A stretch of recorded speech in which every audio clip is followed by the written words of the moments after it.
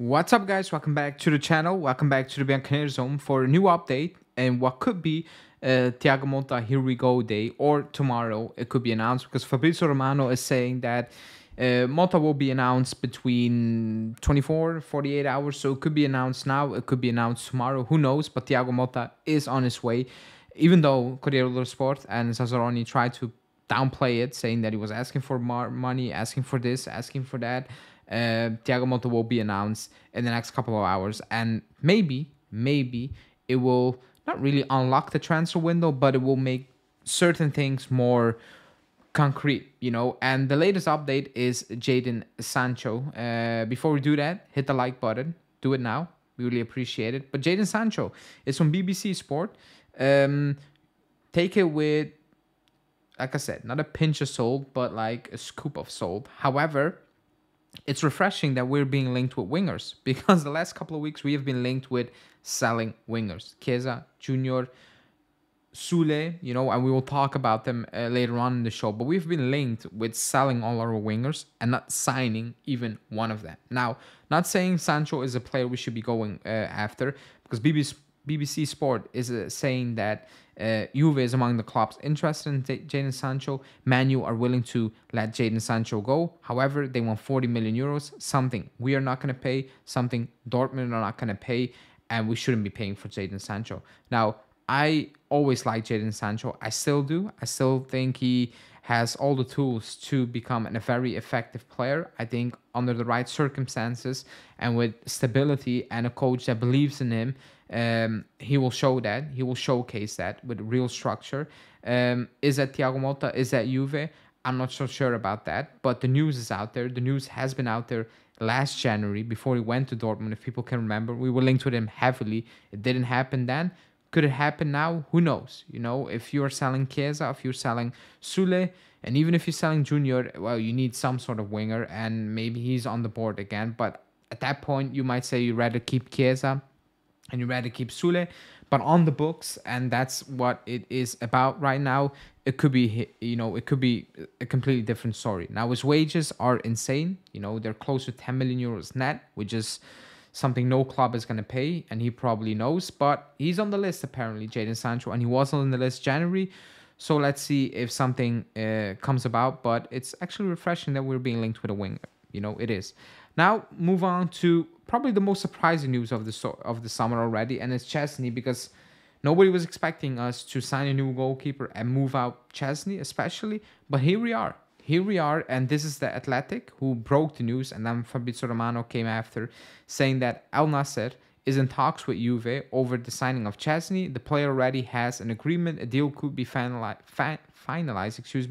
pre-Euros. This is a shocker. Like, it really is a shocker. I was not expecting Chesney to be sold this summer. I really wasn't. But if he was not willing to lower his demands nor work on a long-term deal with lower fees, I can see why Giuntoli is like, I need to do it now. I need to sign Di Gregorio, and I need to move you out. And he's been ruthless. Damn it. He's been cold, Giuntoli, ever since he came in. You know, it's not hesitant. It's, I want MOTTA, and I don't want Allegri. I'm even going to sack Allegri before the season ends. I'm going to tell Chesney, okay, if you do not want to work with a new deal for us, you know, that benefits us as a club as well, you need to leave, because I'm going to sign Di Gregorio, who is, you know, backed by MOTTA, and Giuntoli is backing MOTTA. So it feels like it's more efficient as a club. We're working more efficient. You know, it's not just bringing in players, but it's with a top price. For Chesney, it's kind of sad, because I always like Chesney. I think he's a top goalkeeper. I really do. Like, quality wise, you shouldn't be replacing Chesney. Financially and with his contract, I can see why the club is making that decision right now. But as a player, I always liked Chesney. I always rated Chesney. I respected him, the way he speaks, post-media, all these things. So it's a weird ending. It's kind of a sad ending. It's kind of out of nowhere. It's like, okay, now you need to leave. And maybe he knew. Maybe Giuntoli told him months in advance, before we had a clue what potentially could be happening. But Chesney is on his way, and could be done this week. You know, it could be done this week, plus a transfer fee, which I think nobody could have imagined we were getting a transfer fee. Now, Chesney done, potentially. The next one is Douglas Luiz. because Aston Villa apparently need to get money in before the end of the month, for FFP reasons. And there's a new update from Fabrizio Romano saying that Juve and Aston Villa are having new talks for Douglas Luiz in the next days. Actually, now potentially today already. But he also said the only way this deal is going to happen is by including players going to Villa, or one player and cash. And the latest updates is not just McKennie, but they also talked about Ealing Jr.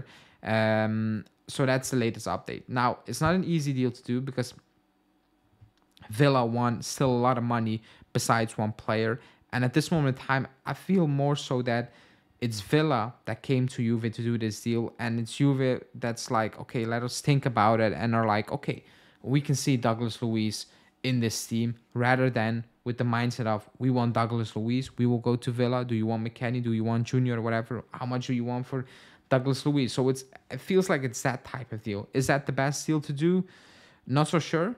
I'm going to be completely honest. Not so sure. I like Douglas Luiz. I think he's a good player.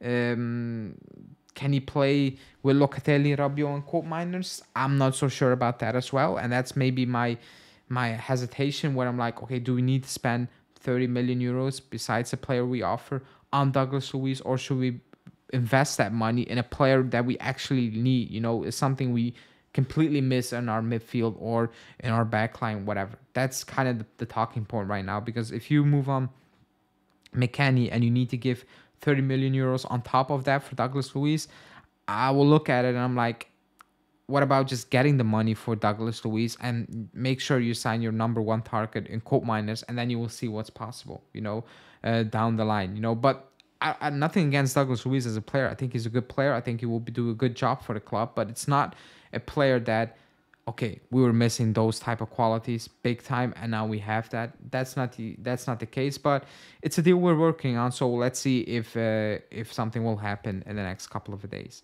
And to wrap it up, Colt Miners. Still no agreement. Corriere dello Sport saying that the difference is 50 million euros, which is a lot of money. It's basically us offering 45 and they wanting 60.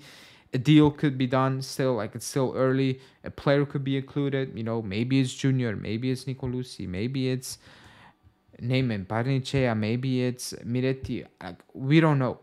What we do know is Atalanta value him at 60 million euros, and the club needs to find a solution to get to 60 million euros. Is it by players or is it by straight up money, which I doubt?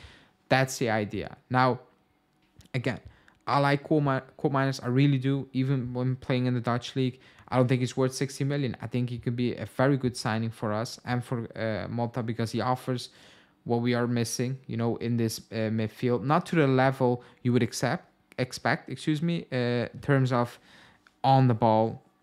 Like, he's not a flary player, when you think about a potential number 10 or a real, like an attacking midfielder, but he gets goals. He's a hardworking player.